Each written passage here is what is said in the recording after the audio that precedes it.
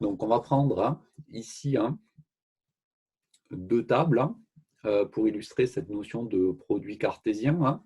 Donc, la première table, elle va s'appeler par exemple étudiant, et puis la deuxième table, elle va s'appeler ville. Donc, au niveau de la table étudiant, vous remarquez qu'il y a donc trois attributs au niveau du schéma relationnel. Il va y avoir donc le nom, l'année de la naissance et puis la ville. Bien. J'ai rempli ici la table avec trois tuples différents. Et ensuite, j'ai une deuxième table qui apparaît à ce niveau-là, qui, elle, va, au niveau de son schéma relationnel, comporter donc, deux attributs qui sont appelés nom V, ici, et département. Le nom V, ici, c'est rien d'autre, en fait, que le nom de la ville que l'on retrouve également dans la table précédente. Donc, par souci de facilité, ici, j'ai nommé différemment cet attribut-là et cet attribut-là. Donc, on y reviendra juste après sur ces notions de nom qui peuvent être identiques ou différentes d'une table à l'autre. Mais ici, j'ai choisi donc, de le nommer différemment. Donc, si je fais le produit cartésien en fait, donc, de ces deux tables, à chaque élément de la première table, je vais associer donc, un élément de la deuxième table. Et donc, voici le résultat que l'on obtient lorsqu'on fait donc, le produit cartésien ici de ces deux tables. Bien. Au niveau de ce produit cartésien en algèbre relationnelle, donc c'est noté simplement de la manière suivante. Ce qui m'intéresse plus, c'est la requête SQL. Voici comment on peut faire un produit cartésien lorsqu'on fait une requête SQL. Donc, on utilise le mot-clé select. Vous remarquez qu'ici, dans le résultat de ma requête, donc, il y a tous les attributs qui apparaissent. Donc, l'étoile ici permet donc de réaliser cela, autrement dit, de faire la projection de l'ensemble des attributs. Et ensuite, pour dire que c'est un produit cartésien, lorsqu'on fait l'appel à la table, ici, on indique simplement le nom des deux tables qu'on sépare ici par une virgule. Et donc là, j'ai réalisé le produit cartésien des deux tables. Bon. Sur ce petit exemple, vous remarquez que le fait de faire le produit cartésien, c'est quand même pas très pertinent parce qu'il y a un certain nombre de résultats, autrement dit de tuples ici, qui n'ont absolument pas de sens. Autant le premier tuple qui est ici, il est relativement pertinent.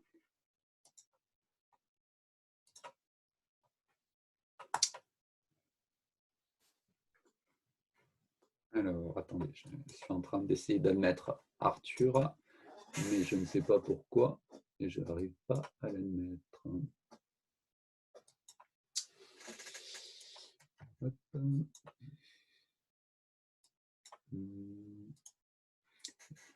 Si quelqu'un pouvait envoyer un petit message à Arthur là, pour lui dire d'essayer de se déconnecter, de se reconnecter, je n'arrive pas à l'admettre, je ne sais pas pourquoi, quand je clique. Mais justement, je crois qu'il a eu pas mal de mal à se connecter. Ouais, Parce qu'il a une connexion monstrueuse. et ça, j'ai déjà remarqué. Alors, attendez, est-ce que pour le coup, il a disparu de ma liste? Donc, est-ce qu'il a été admis ou pas dans la salle d'attente? Oui, j'ai l'impression.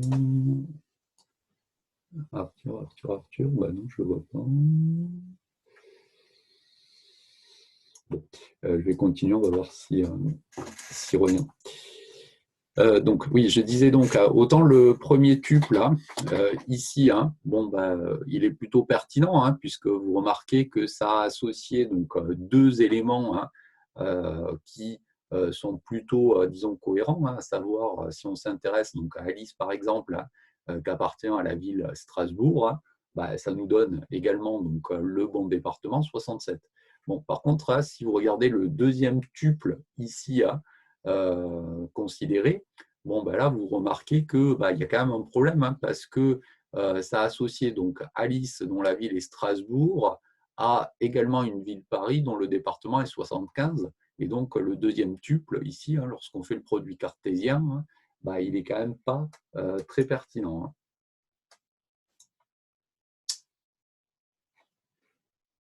Bien. Et donc, si vous regardez les tuples suivants, il y en a un certain nombre, pareil, qui sont cohérents. Par exemple, l'avant-dernier. Par contre, le dernier, encore une fois, c'est un résultat qui, pour nous, ne va pas être très intéressant. Et donc, si on garde le même ordre d'idées, à savoir l'association de plusieurs tables, et si on veut associer donc, ces tables de manière pertinente, eh bien, on ne va pas réaliser un produit cartésien simple comme c'était le cas sur l'exemple précédent, mais on va réaliser ce que l'on va appeler une jointure. Autrement dit, on va associer à chaque élément donc, de la première table l'élément de la deuxième table, à condition bien évidemment que cette association soit pertinente. Et donc, sur l'exemple précédent, eh bien, ça revient en fin de compte à faire le produit cartésien des deux tables, mais en supprimant en fait les trois tuples ici que j'ai rayés qui ne sont pas pertinents. Et donc, dans la jointure, eh bien, on affichera en fin de compte, en termes de résultats de requête, que eh bien, donc, les trois résultats qui sont ici, qui, eux, présentent vraiment quelque chose d'intéressant. Alors, au niveau de l'algèbre relationnelle, donc les notations là, elles deviennent un petit peu lourdes. Donc ici, ça peut se noter de la manière suivante.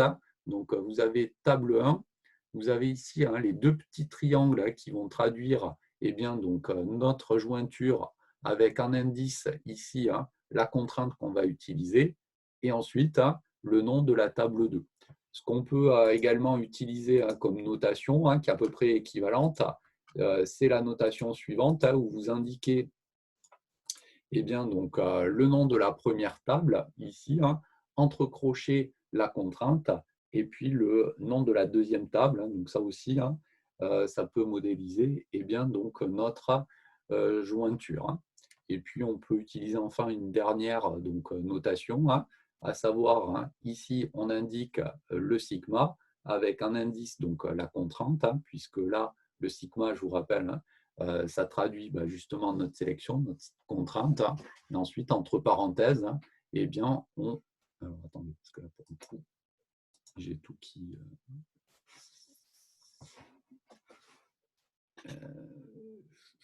j'ai mon PC qui a planté. Alors...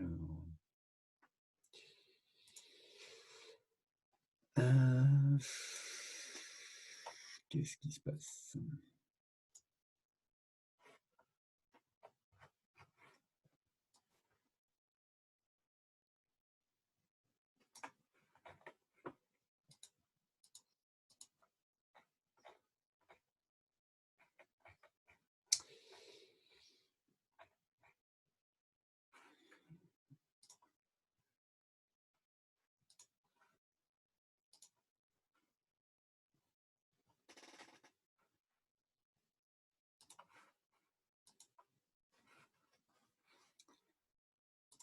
Alors, vous avez dû récupérer l'écran là, c'est bon?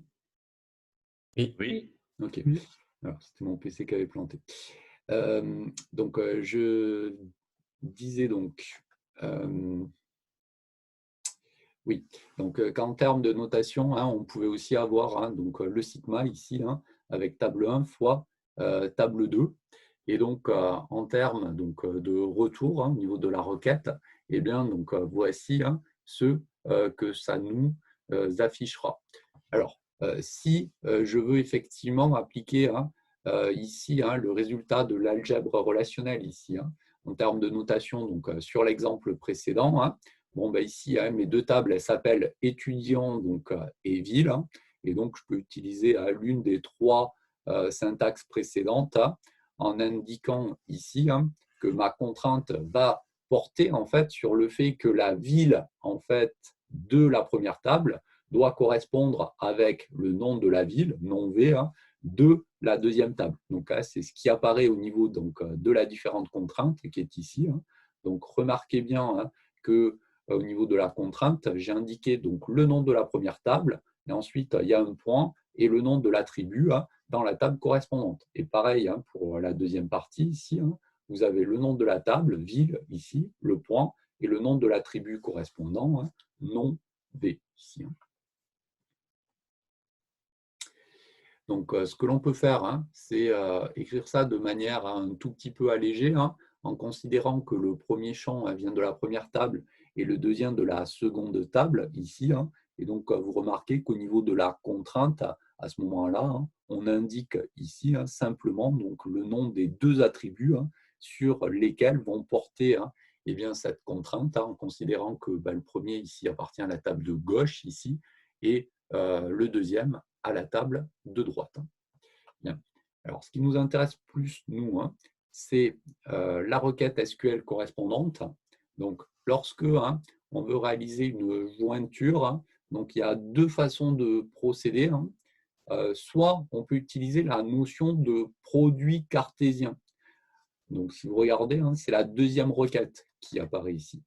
Donc, le produit cartésien, on a dit que eh bien, donc, ça apparaissait simplement au niveau de la requête lorsque on utilisait le mot-clé from, ici en indiquant donc, le nom des deux tables, ici qui allait être séparé simplement par la virgule. Donc, c'est ce que j'ai fait apparaître ici.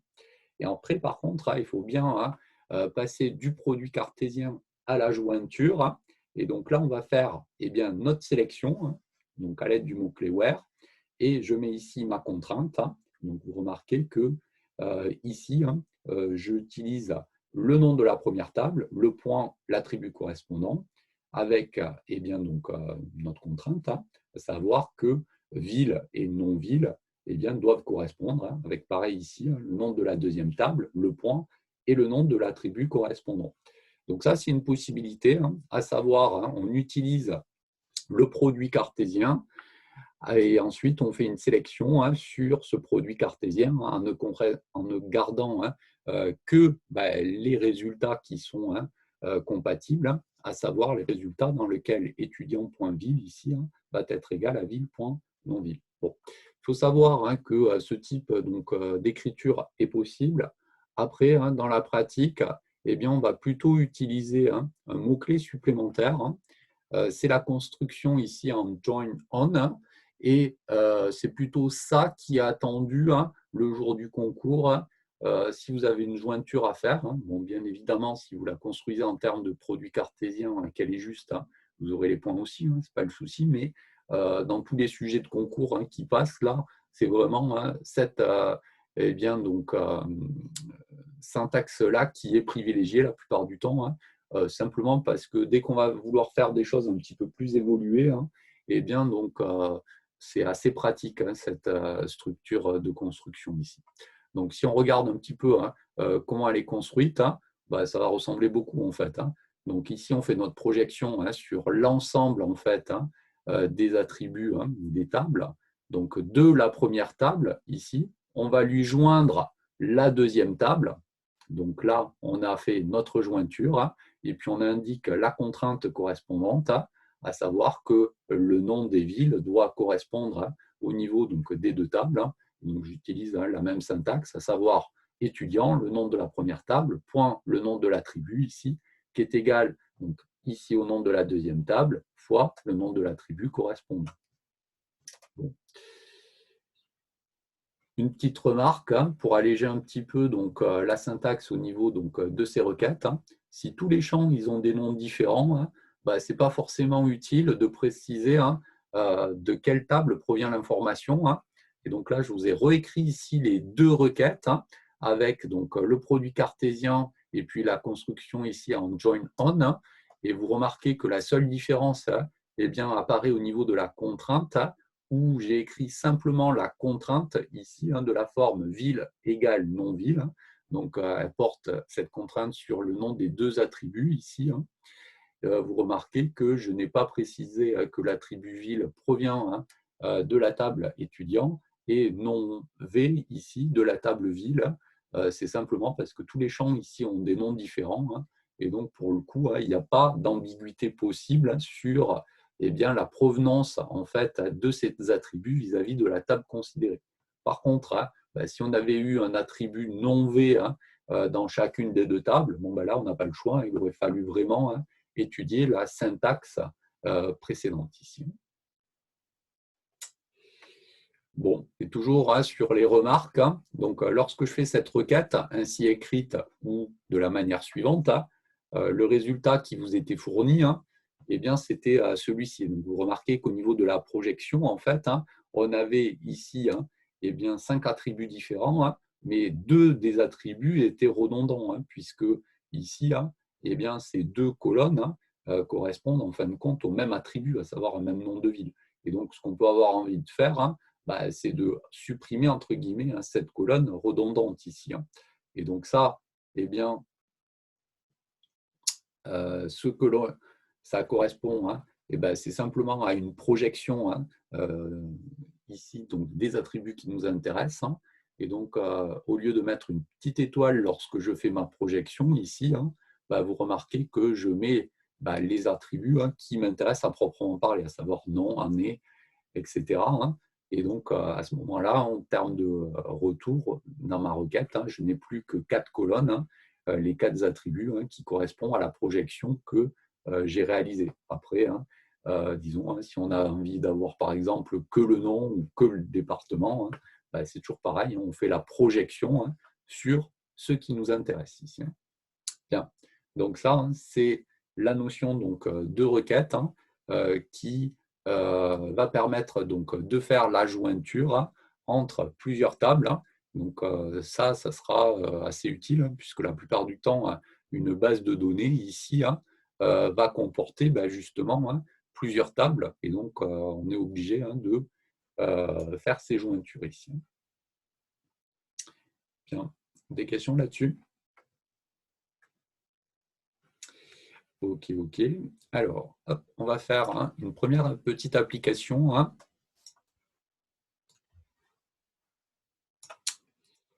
Donc la voici. Lorsque on s'intéresse ici eh bien, donc, à une base de données, donc la base de données, je vais revenir sur DB Browser juste après donc, dans le cours. Mais le jour du concours, la plupart du temps, voici comment elle vous sera représentée, la base de données. On vous donnera donc le modèle relationnel, le schéma relationnel, avec… Monsieur, Oui, je pense qu'on la voit pas. vous ne voyez pas TD1 là? Non, c'est toujours sur la leçon.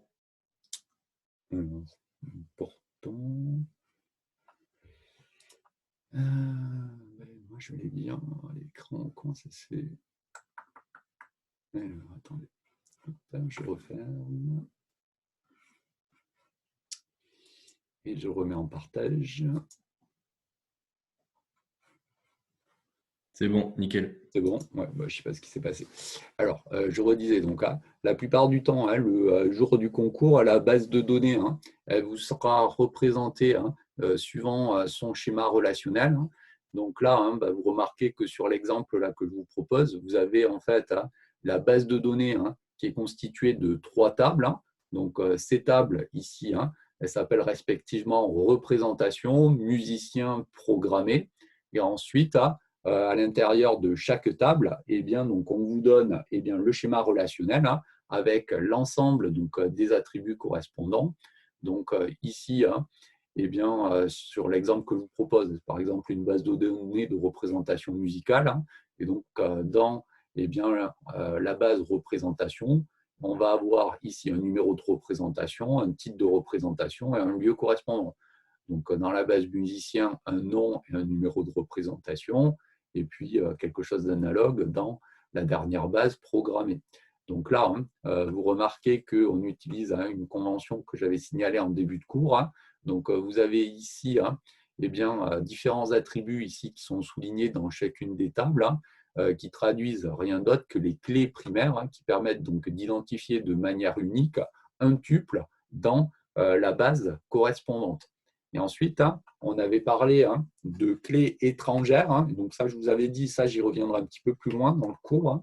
Donc les clés étrangères, c'est ce qui permet de faire en fait le lien justement, et plus particulièrement donc les jointures, lorsque une base de données est constituée justement de plusieurs tables. Et donc là, vous remarquez qu'on a un attribut qui est commun au niveau donc, des différentes tables qui sont ici, c'est numéro de représentation hein, qui apparaît, bah, si vous regardez bien, au niveau des 3 tables, la table représentation, la table musicien, la table programmée. Donc ça, c'est ce qu'on appelle une clé étrangère. Hein. C'est ce qui va nous permettre en particulier bah, justement de faire la jointure entre ces différentes tables pour pouvoir bah, afficher hein, les requêtes qui nous intéressent. Bien. Alors, 4 petites requêtes là, que je vous demande d'écrire. Hein. Donc, les 2 premières hein, sont assez simples. Là. Donc, rien d'extraordinaire, pas de jointure. Hein. Puis après, hein, les requêtes 3 et 4, ici, hein, où il va falloir réfléchir un tout petit peu plus. Hein, mais ça reste encore relativement, disons, abordable, ce que je vous propose ici. Hein. Donc, je vous laisse 2-3 minutes. Là, vous essayez de m'écrire les différentes requêtes.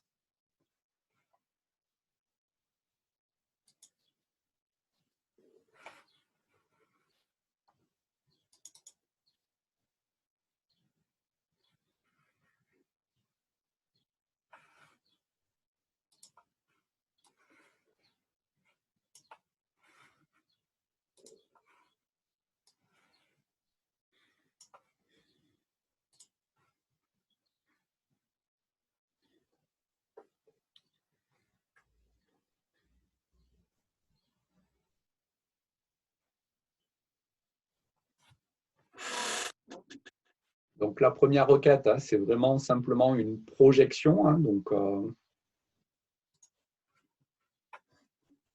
donc là, hein, vraiment, avec un petit peu d'entraînement, hein, il faut que ça soit immédiat. La deuxième, hein, il y a une petite sélection en plus à faire. Hein. Après, par contre, dans 3 et 4, hein, il y a une petite jointure.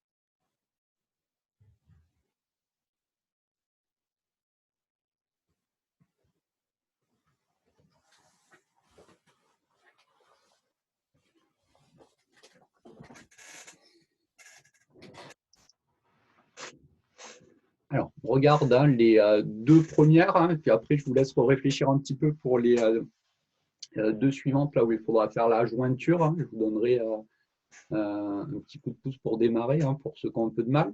Donc, si on regarde la première requête, on vous demande de donner la liste des titres des représentations. Hein.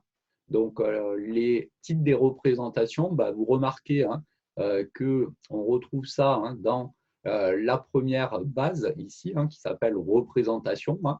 Donc, il suffit simplement de faire une projection des attributs titre représentation ici hein, de la base représentation.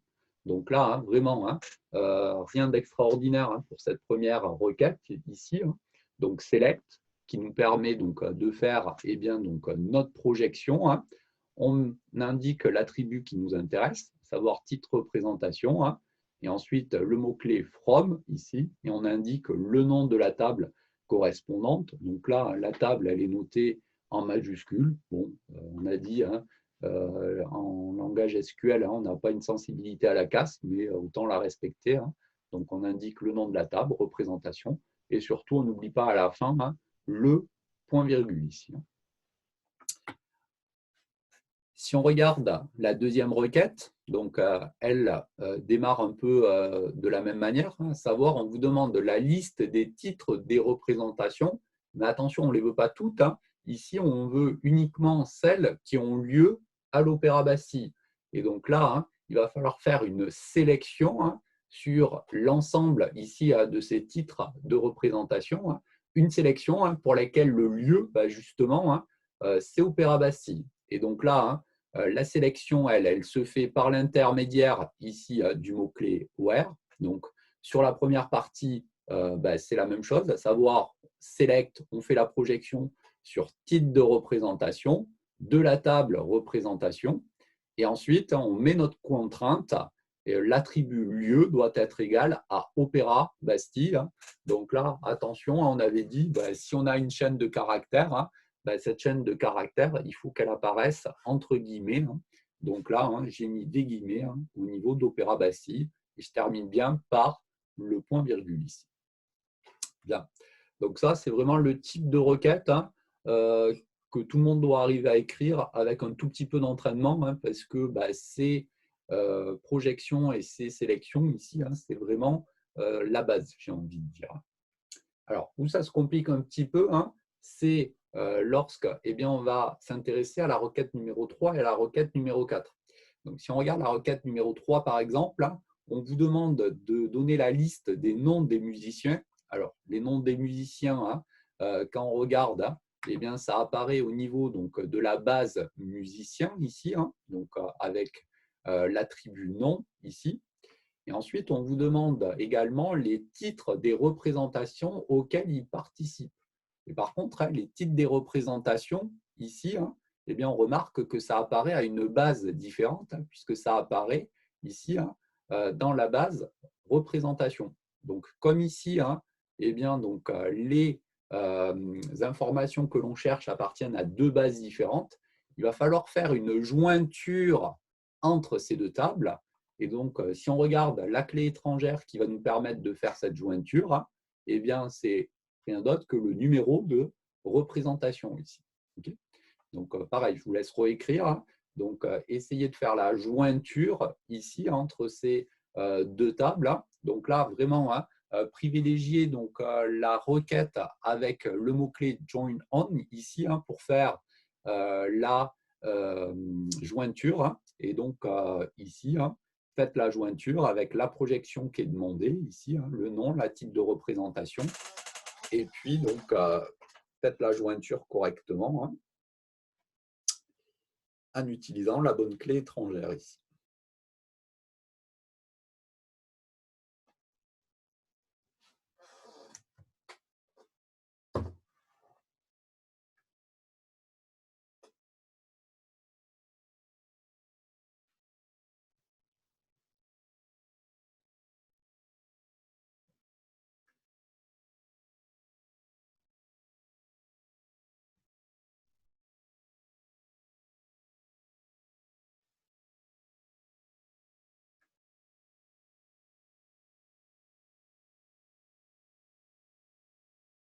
Monsieur, Oui.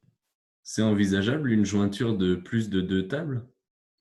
Alors, oui, vous allez voir. Donc, il y a un exemple. Alors, ce n'est pas sur ce petit exercice. On va en faire un deuxième tout à l'heure, là, mais je dois d'abord encore introduire une ou deux petites choses. Vous verrez, il y a une jointure entre trois tables. Donc, ça se construit exactement de la même manière, à savoir, on rajoute simplement les tables supplémentaires en remettant justement les mots-clés join on, suivant que l'on ait besoin de 3, 4, 5 tables. Vous allez voir, il y a un exemple juste un peu plus loin. Ok, Il n'y merci. a aucun souci par rapport à ça, on peut le faire. Vous allez le voir sur un exemple un tout petit peu plus loin.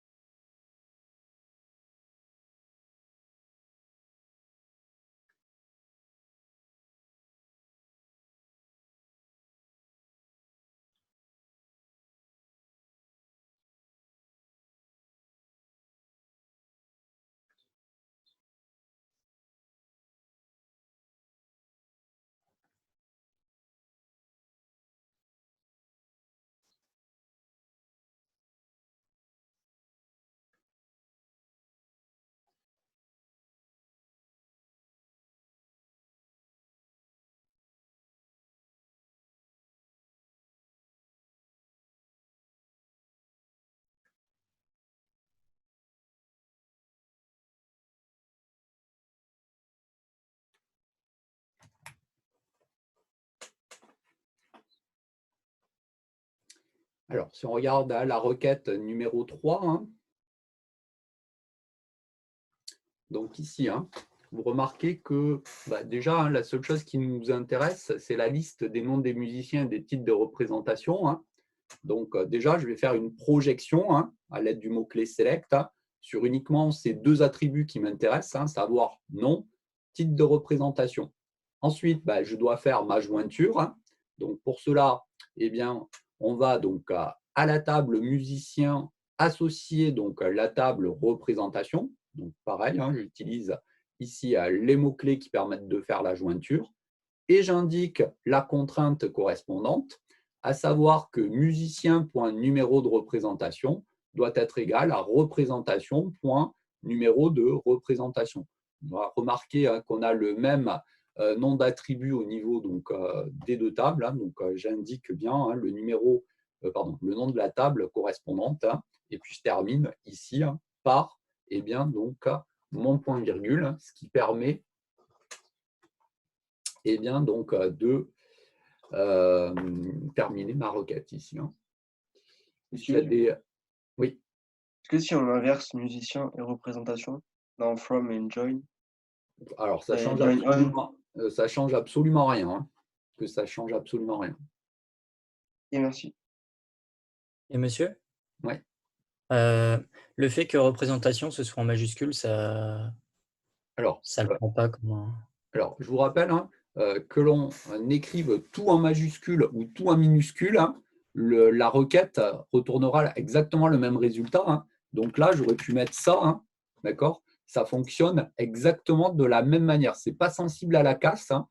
Donc, qu'on mette des majuscules ou pas, hein, peu importe. Après, hein, la convention veut qu'on mette eh bien, donc, des majuscules pour les mots-clés, à savoir select, from, join, on.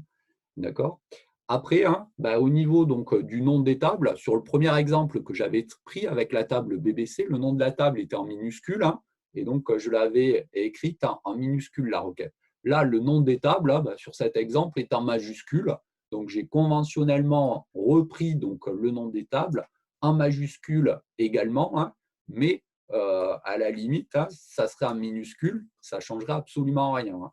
La seule chose, c'est que voilà, la convention veut qu'on prend pour les mots-clés, ici, des majuscules. Et après, pour le reste, hein, en général, on utilise des minuscules, sauf cas particulier. Donc, vous remarquez qu'ici, les noms des tables sont en majuscules, donc c'est en majuscule. Mais ce n'est pas sensible à la casse. Hein. Donc, si vous mettez tout en minuscule, ça vous sera compté juste également parce que la requête, elle sera bonne. Hein. Elle fonctionnera. D'accord. Bien. Et donc, pour finir, hein, la quatrième requête, donc je vais vous relaisser nous 2 minutes là pour chercher. Donc, si on regarde simplement hein, ce qu'on vous demande, donc on vous demande de donner la liste des titres des représentations.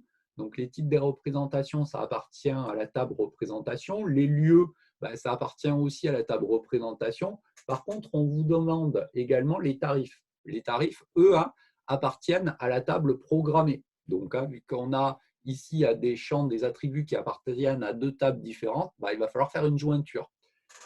Et puis ensuite, hein, alors quand je parle de jointure, hein, sachant que la jointure entre les deux tables, hein, toujours pareil, hein, ça va pouvoir être réalisé grâce à l'attribut hein, numéro de représentation ici. Hein.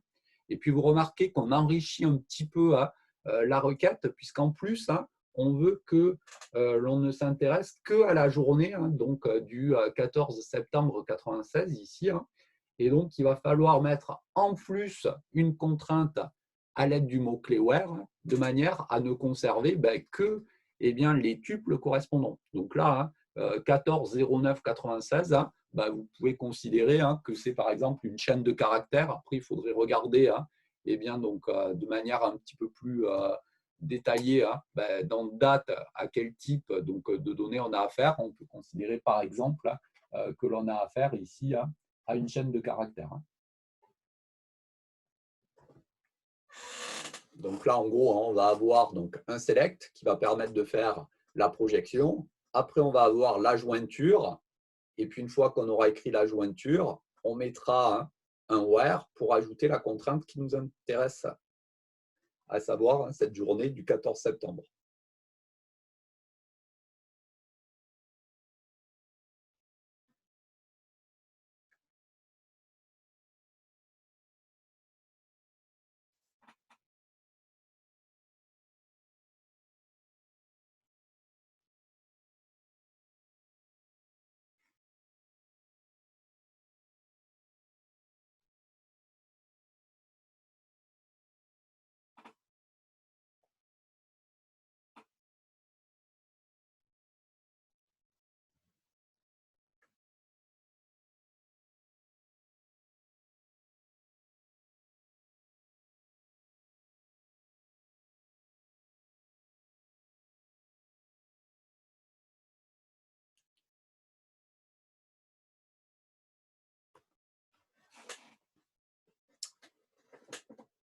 Donc, au niveau de la requête, vous avez la projection avec le mot-clé select. Donc, il y a les 3 attributs qui nous intéressent dont on réalise la projection. Titre représentation, le lieu, le tarif. Et ensuite, on fait notre jointure. Donc, from représentation, on va joindre la deuxième table, programmée ici, à l'aide des mots-clés correspondants. On met donc la contrainte qui permet de faire cette jointure, programmer.numéro représentation égale représentation.numéro représentation. Donc là, ça rejoint la question de tout à l'heure de votre camarade. Il me demandait si on pouvait indifféremment écrire les jointures avec représentation en premier, programmé en second ou inversement. Donc ça ne change absolument rien. Et remarquez bien que c'est même entre guillemets mieux que ça, puisque là, j'ai fait représentation que j'ai joint à programmer. Et après, au niveau de la contrainte, j'ai mis programmer point numéro de représentation d'abord et représentation point numéro de représentation après. Donc, ça marche aussi. Et puis, je termine ici par la contrainte supplémentaire que je souhaite, à savoir que la date, ça corresponde à ce 14. D'ailleurs, j'ai mis 06, c'est 09. 1409, ici 96. Bien, donc voici pour les jointures. Oui. Oui. Si on met le where avant le on, pas bon. Alors, non, là par contre, on ne peut pas le mettre n'importe où, le where. Donc, chaque mot-clé a vraiment une position particulière, simplement parce que ce que l'on fait, alors ça on va en reparler dans ce qui suit, mais ce qu'on fait, c'est d'abord on fait la projection donc, sur les différentes colonnes en gros, en faisant la jointure correctement, et une fois qu'on a l'ensemble des résultats, on ne va donc garder que les résultats qui datent du 14 septembre ici. Donc on pourrait imaginer que l'on sélectionne au départ uniquement les résultats qui ne correspondent qu'au 14 septembre, mais à ce moment-là, ce n'est plus tout à fait la même requête. Et disons, dans l'ordre, on fait en général la projection, la jointure, la sélection ensuite. Donc, il vaut mieux l'écrire dans ce sens-là. Parce que vous allez voir qu'on va rajouter des choses supplémentaires. Donc, c'est ce qu'on va appeler des groupements après. Et donc, justement, la position du where, vous allez voir que dans ces groupements, elle est importante. Alors, si je repasse au niveau du cours, il reste à s'intéresser à ce qu'on appelle aux fonctions d'agrégation.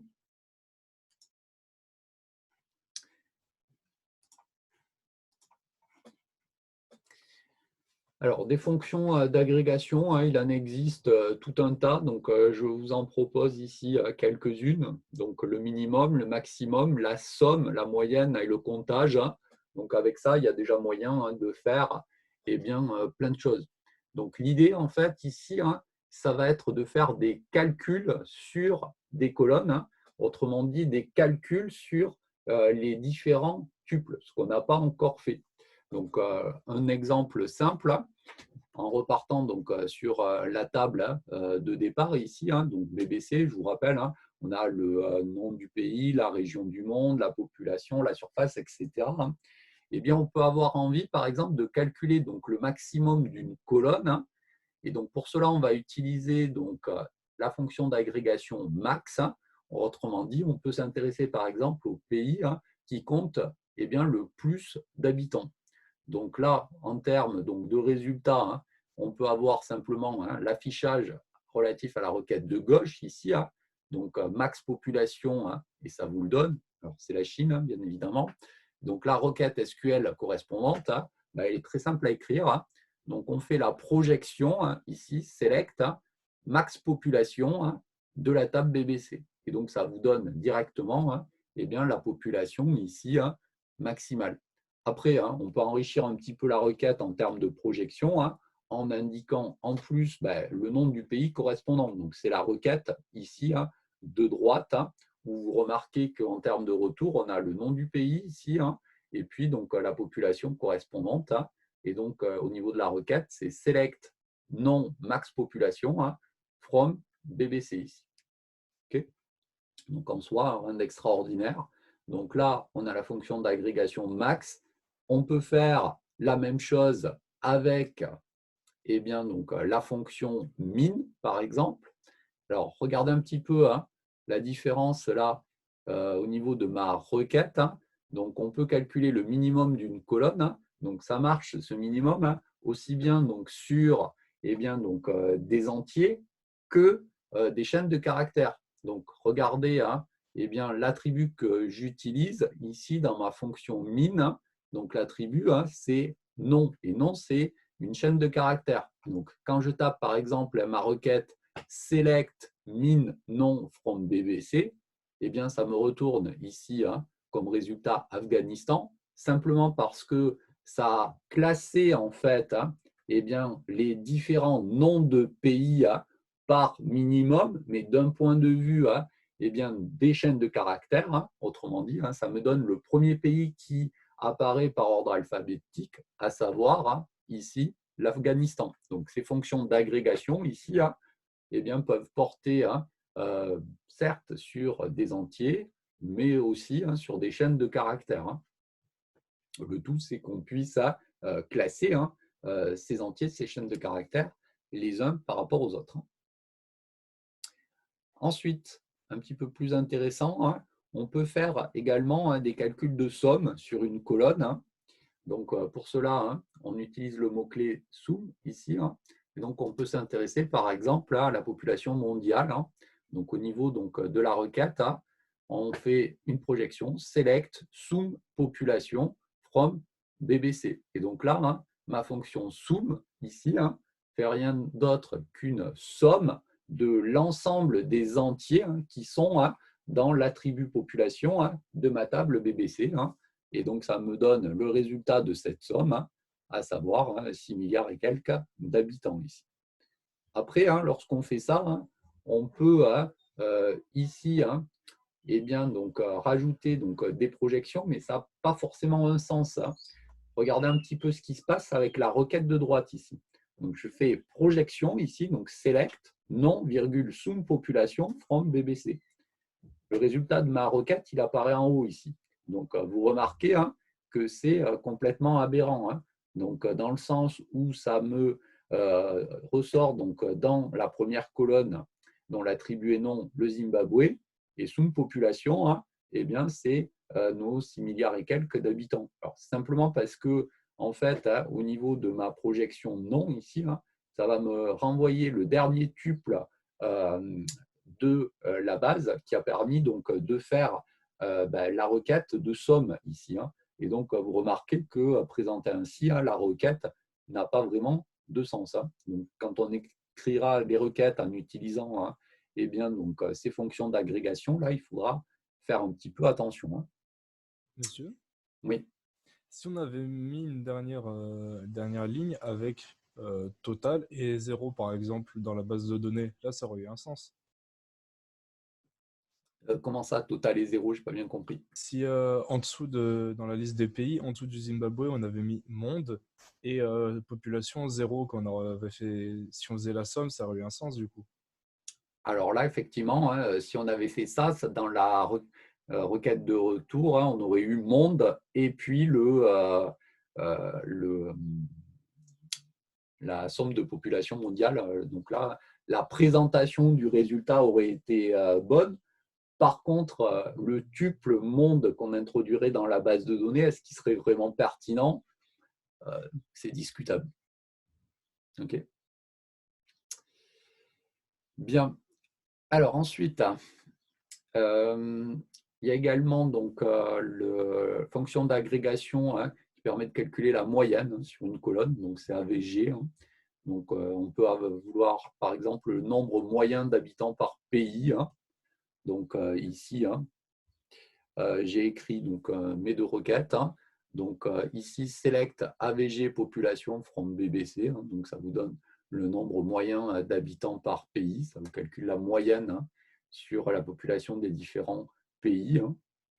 Par contre, si vous appliquez cette fonction d'agrégation AVG ici sur région, là, vous remarquez que ça vous retourne 0, simplement parce que contrairement aux fonctions d'agrégation min et max, qui, elles, pouvaient traiter indifféremment des entiers ou des chaînes de caractères en les classant les unes par rapport aux autres, un calcul de valeur moyenne sur une chaîne de caractères, c'est le cas pour région ici, n'a pas de sens. C'est pour ça que ici, le résultat n'est pas pertinent. Donc là, pour cette fonction d'agrégation-là, il faut forcément ici que l'on ait une valeur numérique, sinon ça n'a pas véritablement de sens ou d'intérêt. Bien, une dernière fonction donc, possible, c'est la fonction count ici qui permet en fait de connaître le nombre de tuples donc, dans une colonne et donc dans une table. Donc là, si vous appliquez cette fonction count ici, ça vous retourne ici le nombre de pays dans la base de données, à savoir 193. Au niveau de cette fonction count, donc soit on peut l'écrire de cette manière-là. Donc, vous remarquez que le nom de la colonne ici, il importe peu en fin de compte, puisque on a tous les tuples qui sont présents. Donc, on a les tuples qui sont présents dans la table et ces tuples-là, ils vont tous avoir le même nombre de colonnes. Et si une valeur est manquante dans un tuple donné, je vous rappelle que ça apparaît directement donc, dans la table avec le mot-clé nul, par exemple, mais en tout cas, un tuple ici est directement associé à la bonne dimension. Donc là, pour le coup, on n'a pas besoin de préciser la colonne, l'attribut sur lequel on travaille. Donc parfois, ce que l'on met au niveau donc, de ce mot-clé ici, c'est une petite étoile qui permet de finir le travail, j'ai envie de dire, pour indiquer que c'est relatif à n'importe quelle colonne. Bien, on va compliquer encore un petit peu. En rajoutant un mot-clé supplémentaire, c'est le mot-clé group by.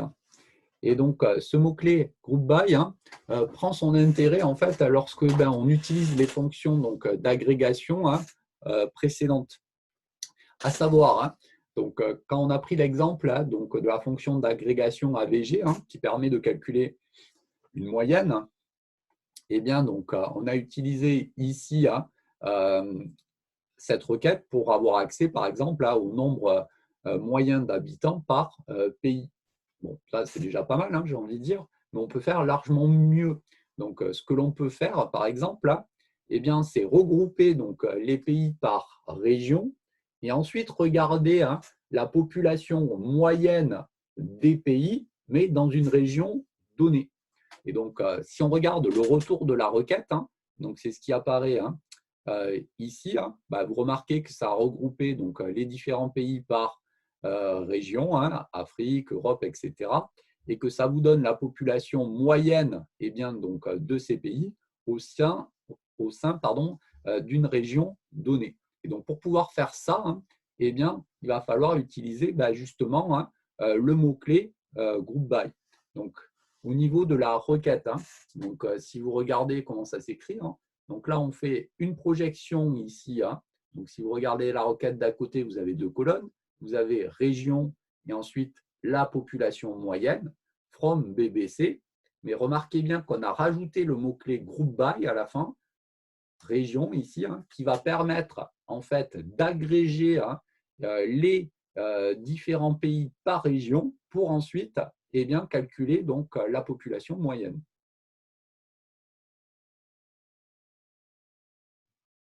Il y a des questions là-dessus? Non? Alors, on va prendre quelques exemples supplémentaires. Bon, là, vous avez l'algèbre relationnelle, l'écriture, un petit peu moins intéressant.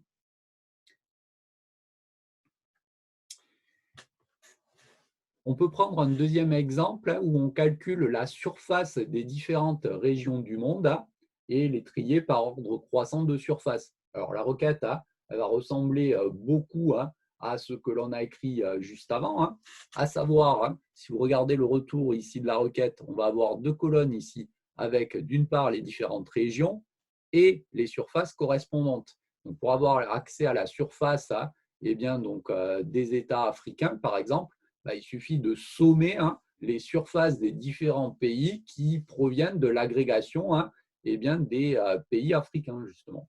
Et donc, ici, on fait la projection des régions, des sommes des surfaces de la table BBC en groupant les tuples ici par région. Et puis là, vous remarquez que j'ai rajouté eh bien, un tri par ordre croissant qu'on avait présenté précédemment à l'aide du mot-clé order by, ici, qui va nous permettre eh bien, donc, de classer ces différents tuples ici par ordre croissant. Mais remarquez bien qu'on a encore fait un regroupement de tuples suivant l'attribut justement région. Autrement dit, ça va agréger eh bien, donc, dans ces régions que sont Amérique, Asie du Sud, etc., les différents tuples, pour ensuite nous permettre de faire ce calcul de surface.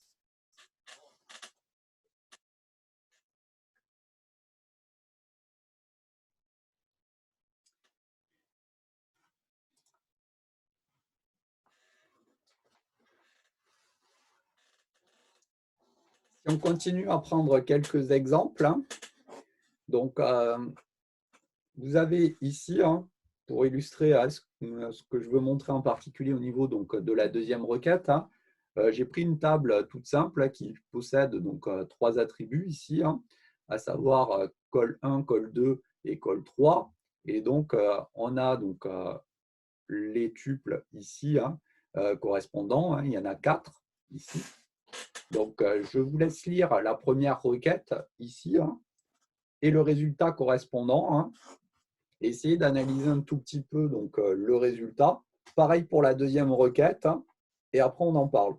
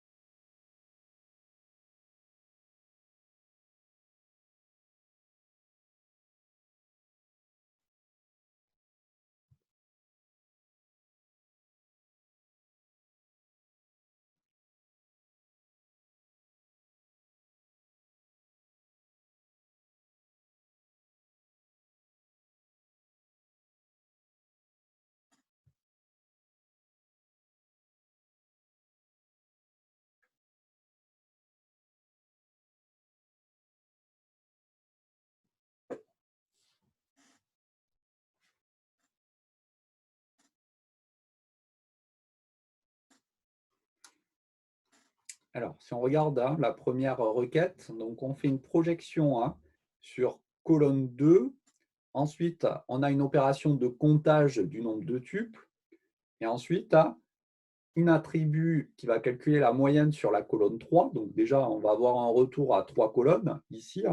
Ici, colonne 2, le comptage ici qui correspond au nombre de tuples correspondant, et puis la valeur moyenne donc, de la table donc, que j'ai créée ici. Et on va regrouper ça par colonne 2 ici. Donc, quand on regarde la colonne 2, eh bien, vous remarquez ici qu'il y a en fait 2 valeurs distinctes au niveau des tuples dans la colonne 2, soit barre ici, soit base ici. Et donc, on va avoir le premier tuple qui va donc être regroupé avec le troisième tuple et le tuple numéro 2 qui va être regroupé avec le tuple numéro 4 ici. Donc ici, on a 2 valeurs bien possibles, barre et base. À chaque fois, on vous indique le comptage du nombre de tuples ici dans ces 2 regroupements, puisque c'est la fonction, l'utilité de la fonction count. Donc, il y en a 2 à chaque fois. Et ensuite, on fait une moyenne sur la colonne 3. Donc, la colonne 3 ici est caractérisée donc, par les valeurs 1 et 4. Donc, 1 plus 4, 5. On a la moyenne ici, 2,5. 2 plus 8, 10, avec une moyenne ici de 5. Bien. Donc, cette première requête-là, j'ai envie de dire, relativement simple. La deuxième, elle est un tout petit peu plus subtile. Donc, si vous regardez, hein, on fait donc une projection donc, avec donc, un comptage et une valeur moyenne. Donc, on va avoir ici hein, 2 colonnes au niveau donc, du retour de ma requête.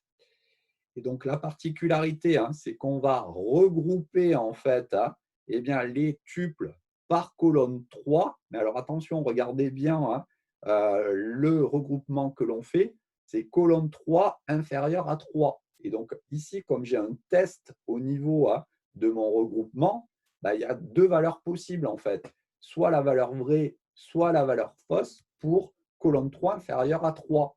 Et donc, si on regarde un petit peu hein, les valeurs, eh bien, pour la colonne 3 ici, hein, eh bien, vous remarquez que les 2 premiers tuples ici hein, sont caractérisés par des valeurs de colonne 3 qui sont inférieures à 3. Donc, ces 2 tuples-là, ils vont être regroupés. Donc, on remarque bien que dans le premier regroupement que l'on fait, hein, il y a 2 tuples ici. Et quand la valeur, pardon, là, je suis en train de m'intéresser au deuxième pour le coup, il y a 2 tuples là, et quand on calcule la valeur moyenne donc des valeurs de colonne 3, c'est 1 plus 2, 3, on retrouve bien le 1,5. Donc, ce premier regroupement hein, correspond en fait à la condition qui est ici, hein, qui va être vérifiée. Par contre, au niveau du regroupement, là, numéro 2, donc, qui apparaît donc, au niveau du premier tuple ici hein, de ma requête de retour, eh bien, on va avoir les tuples 3 et 4 qui vont être regroupés, simplement hein, parce que les valeurs ici de la colonne 3, 4 et 8 sont plus grands hein, que 3, et donc ça va correspondre ici à la valeur fausse. Et avec une valeur moyenne correspondante, hein, 4 plus 8, 12, on a bien 6 pour valeur moyenne. Bien, tout ça pour dire hein, que quand on fait des regroupements, hein, eh bien, donc, on peut faire donc, des choses diverses et variées. Hein. Et donc, il reste un dernier mot-clé à voir. Donc, c'est le mot-clé having. Donc, en gros, hein, le having, c'est un peu l'équivalent hein, du where. Donc, ça va permettre hein, eh bien, donc, de faire une sélection, hein, mais sur des regroupements. Donc, le where, et c'est toute la subtilité, hein, lui va faire des sélections donc, sur des tuples, alors que le mot-clé having, il va faire des sélections sur des regroupements de tuples.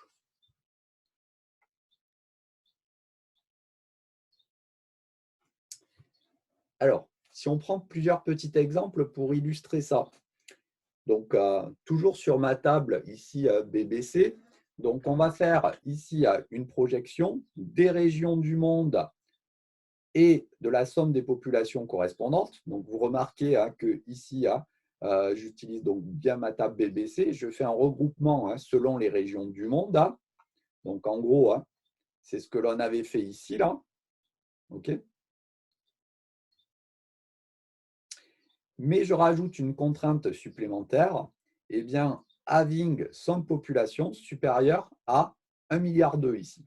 Et donc, au niveau de ma requête, hein, eh bien, il n'y a que 2 régions du monde hein, qui ont une population qui est supérieure à 1,2 milliard d'habitants. Hein, ben, c'est la zone Asie-Pacifique et la zone sous-Asia. Donc là, hein, comprenez bien hein, ce qui s'est passé. Hein. Donc ici, hein, on a d'abord le regroupement qui est fait par région. Hein. Autrement dit, hein, on a cette opération-là qui est réalisée. Et ensuite, on met une contrainte sur les résultats de ces regroupements hein, en disant que les seuls résultats, les seuls tuples ici qui vont nous intéresser sont ceux pour lesquels hein, eh bien, la population est supérieure à 1,2 milliard d'habitants. Et donc, ça fait la sélection supplémentaire ici.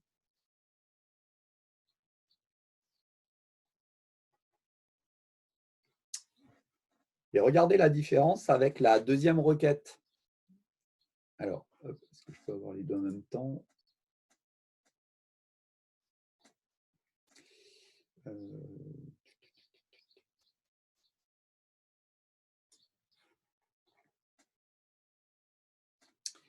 Donc là, hein, normalement, hein, vous avez donc, les deux requêtes simultanées. Hein. Donc, dans la requête qu'on vient de voir, hein, donc on a eu le regroupement et ensuite la contrainte hein, qui porte sur sum population. Et donc là, remarquez que je rajoute en fait hein, ici hein, le mot-clé where hein, en comparaison de la requête précédente ici.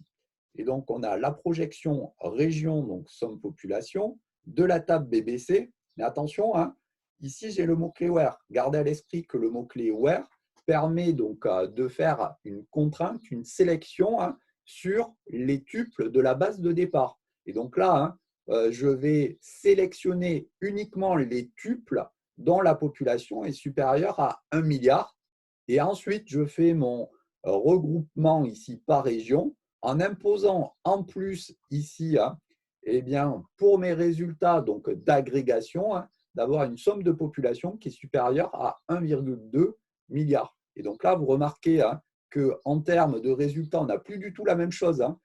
J'ai plus qu'un seul tuple en niveau de la sortie hein, avec une somme de population de 1,3 milliard. Et donc, vous remarquez que ce n'est pas la même valeur hein, qu'au-dessus. C'est simplement parce que le seul pays hein, qui a une population qui est supérieure à 1 milliard d'habitants, hein, c'est la Chine. Et donc, j'ai fait cette sélection-là avant de faire les regroupements hein, avec ma fonction d'agrégation ici. Hein, et donc, au niveau de mon retour, n'apparaît en fin de compte hein, que la zone Asie avec un seul pays, en fin de compte, la Chine ici.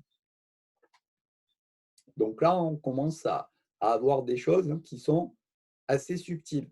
Donc, le point important, hein, c'est de garder à l'esprit que le where, ça porte sur un tuple donné, alors que le having, ça porte sur les résultats en fait, des fonctions d'agrégation.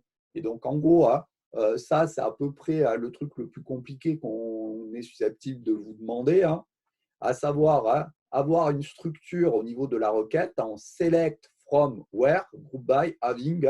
Donc là, c'est difficile de faire plus compliqué. Hein. Alors, on peut éventuellement, pour vous embêter encore plus, vous demander de faire une jointure, mais disons, ça ira guère chercher plus loin que ça. Là, il y a déjà moyen avec ça hein, de faire des requêtes qui permettent de faire plein de choses.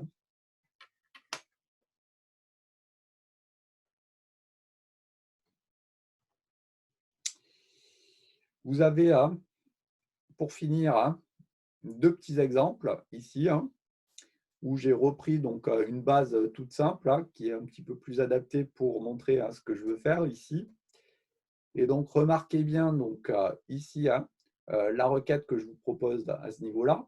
Donc, on fait une projection sur colonne 2 avec un comptage et une valeur moyenne donc, sur la colonne 3. Donc, de ma table ici, que j'ai appelée table 2. Ce que je vais faire, c'est que je vais faire un regroupement par colonne 2 ici. Donc, colonne 2, les regroupements vont se faire ici avec cette première valeur particulière, bar, la deuxième valeur, base, et la troisième fou ici. Et ensuite, donc, on va imposer en plus une contrainte. Il faut que, lors du regroupement, j'ai plus qu'un seul tuple ici. Et donc là, vous remarquez que cette valeur particulière ici de la colonne 2 n'apparaît que dans un tuple donné. Donc, au niveau de mon retour, je n'aurai ici que deux tuples de retour avec les valeurs ici, bar et base, selon lesquelles on a fait justement notre regroupement. On a ici deux tuples qui correspondent à chaque fois à ces valeurs particulières. Donc, 1, 2, et puis pareil ici, 1, 2. Et puis, les valeurs moyennes sur les colonnes 3. Donc, la valeur moyenne de 1 plus 4, c'est le 2,5. La valeur moyenne de 2 plus 8, c'est le 5. Et donc, on a uniquement ces deux valeurs de retour ici. On peut faire un dernier exemple avec la requête qui est ici, là, à savoir la projection colonne 2, le comptage, somme sur la colonne 3. Je fais le regroupement par colonne 2, mais la contrainte, elle porte ici sur somme de colonne 3 qui est égale à 10. Et donc, quand on fait ça, donc, les sommes ici valent respectivement 1 plus 4, 5, 2 plus 8, 10 et 16 ici. Et donc, le seul résultat qui correspond justement à une somme qui est égale à 10, c'est lorsqu'on fait donc, le regroupement de ces deux tuples. D'où le résultat qui se trouve à ce niveau-là. Pourquoi il n'y a pas la dernière avec Alors, il n'y a 16? pas la dernière parce que dans la dernière, la somme des colonnes 3 est égale à 16. Et donc, on remarque que 16, ce n'est pas égal à 10. Donc, le résultat ne nous est pas retrouvé. Ah oui, oui. OK. Bien, donc voici en gros pour donc, ces fonctions d'agrégation ici. Donc ça, c'est la partie un tout petit peu plus compliquée, associée donc, disons à ces requêtes. Donc, pour vous entraîner, ce que j'ai mis sur le drive là, c'est donc, le document là que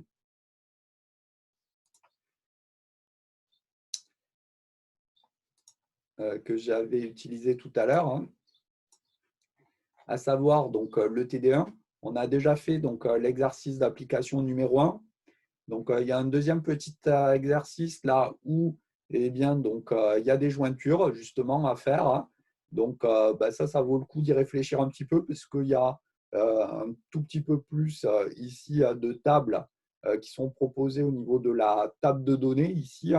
Donc, je vous ai dit, c'est sur le drive. Vous pourrez aller le récupérer et puis réfléchir à tête reposée donc, aux jointures à faire. Donc, ce n'est pas très, très compliqué, mais voilà, ça mérite de bien avoir en tête comment on construit la jointure pour aller après récupérer donc, les bonnes informations. Donc, vous avez également le corrigé associé à cet exercice 2. J'ai mis sur le drive également un deuxième TD. Alors, au niveau du deuxième TD, alors, je ne l'ai pas ouvert ici. Alors, attendez, hop, je l'ouvre.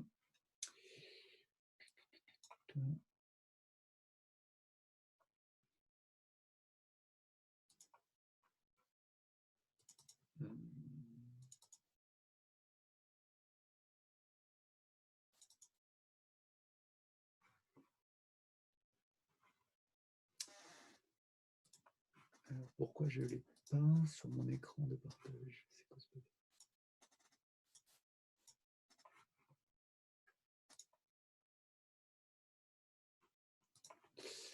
Donc, le deuxième TD ici, il est également sur le drive. Donc, là, c'est bon, on partage? Oui, c'est bien, on partage. Donc, ici, vous avez un certain nombre de requêtes. Donc, il y en a un paquet aussi. Il y en a 17. Donc, je les ai découpées selon les différentes parties du cours. La première requête, la jointure, le groupement. Au niveau donc, de la base de données correspondante, vous remarquez que je vous la fournis en annexe, mais telle qu'elle apparaît en fait dans DB Browser SQL. Et donc, ça sera à vous à bien aller regarder donc, la structure des différentes tables pour ensuite pouvoir répondre correctement aux différentes questions. Et donc, vous verrez que le fait d'avoir une présentation sous cette forme-là, et pas directement tel qu'on l'a fait sur le premier petit exercice, c'est un peu moins facile parce qu'il faut vraiment aller regarder bien toutes les en-têtes. Ici, tout le schéma relationnel au niveau de la table. Donc, ça aussi, c'est assez formateur, mais voilà, il faut prendre le temps de bien aller chercher donc, les différentes informations. Ce n'est pas si simple, même si en soi, les requêtes, vous verrez que je vous demande d'écrire, elles ne sont pas si compliquées que ça. OK. Donc ça, je vous demande de regarder ça donc, pour la semaine prochaine. Donc, si il y a des questions là-dessus, j'y répondrai. Bon, après, la requête, malgré tout, il faut l'avoir cherchée parce que quand on l'écrit, ça paraît toujours simple. Quand on doit y réfléchir, c'est autre chose.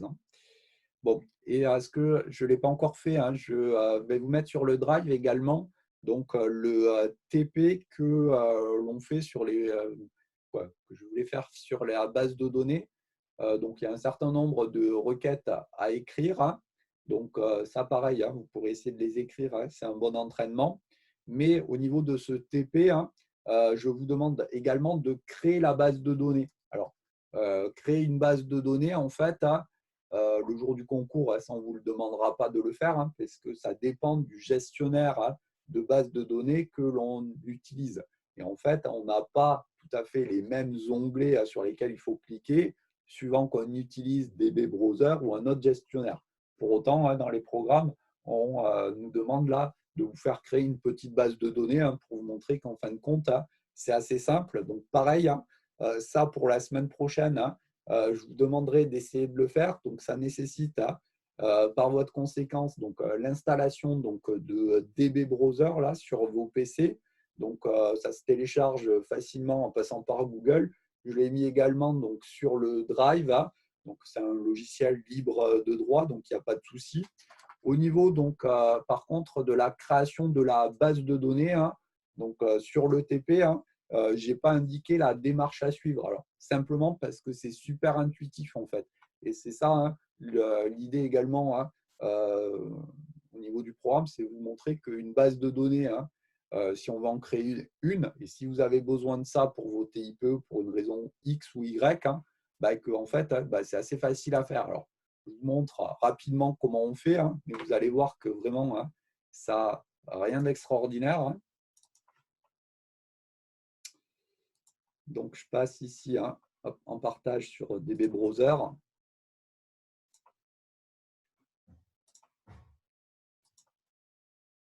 Voilà. Donc là, vous avez ici normalement, alors je vérifie, oui, vous avez bien DB Browser sur l'écran. Et ensuite, quand vous voulez créer une base de données, eh bien, donc, il suffit de regarder un peu les différents onglets qui sont mis en jeu. Donc là, vous avez nouvelle base de données. On clique dessus.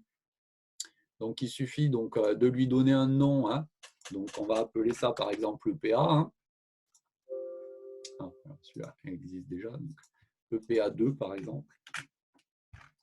Enregistrer. Et ensuite, eh bien, vous remarquez que vous avez une fenêtre ici où juste de un peu. Donc, vous avez une fenêtre où il y a indiqué « Éditer la définition de la table ». Donc là, rien d'extraordinaire. Donc, la table, je vais l'appeler par exemple MPSI. Je vais ajouter un champ, donc le champ « Nom » qui va par exemple correspondre ici à du texte. Je vais dire que ça correspond à la clé primaire. Ici, c'est par exemple le nom d'un élève de MPSI. J'ajoute ici un deuxième champ, par exemple ici l'âge, qui va être un entier, puis un troisième champ, alors là j'ai oublié de cliquer, pardon, âge qui est un entier, puis un troisième champ qui va être par exemple la spécialité en terminale, qui va être cette fois-ci de nouveau du texte, etc. etc. Une fois que j'ai créé ma table, hop, on clique sur OK. Donc, ma table, elle est créée. Vous remarquez qu'elle apparaît à ce niveau-là. Si j'ai besoin de créer une nouvelle table, je crée une nouvelle table. Par exemple, la table professeur. Avec, pareil, on ajoute les champs. Donc, le nom, qui est un entier, qui est du texte. La matière, qui est donc du texte également, et ainsi de suite. Quand j'ai fini ça, n'oubliez pas de cliquer sur OK, parce que si vous ne cliquez pas sur OK, la table elle n'est pas créée. Hop, vous remarquez que vous avez votre deuxième table qui est créée à ce niveau-là. Et donc là, vous avez créé votre base de données. Donc, vous pouvez ensuite facilement remplir des données ici dans la table qui vous intéresse. Donc, vous avez vos deux tables, MPSI, professeur. Et donc, après, il suffit simplement de rajouter des nouvelles données. Donc, quand je mets nouvel enregistrement ici, vous mettez ici le nom.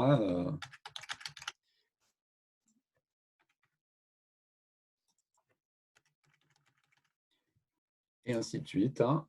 Donc, nouvel enregistrement, etc., etc. Une fois que c'est fait, vous enregistrez votre base de données, elle est créée. Donc, ici, vous remarquez que pour le concours, on ne peut rien vous demander explicitement sur cette création de la base de données. Après, c'est plus éventuellement dans le cadre des TIPE au cas où vous en ayez besoin, mais remarquez que c'est totalement intuitif Alors après, c'est certes propre à un logiciel de base de données particulier, mais ça pose vraiment aucune difficulté. Donc là, je vais mettre en ligne également donc, un petit TP où je vous propose la création d'une base de données et un certain nombre de requêtes. Donc tout ça, ça sera à faire pour la semaine prochaine. Et puis donc s'il y a des questions, vous les posez soit entre-temps, soit dans le prochain cours d'info. Mais je veux dire, avec un peu d'entraînement, ce n'est pas très très difficile ce chapitre sur les bases de données. Donc remarquez bien qu'il n'y a rien de propre à Python.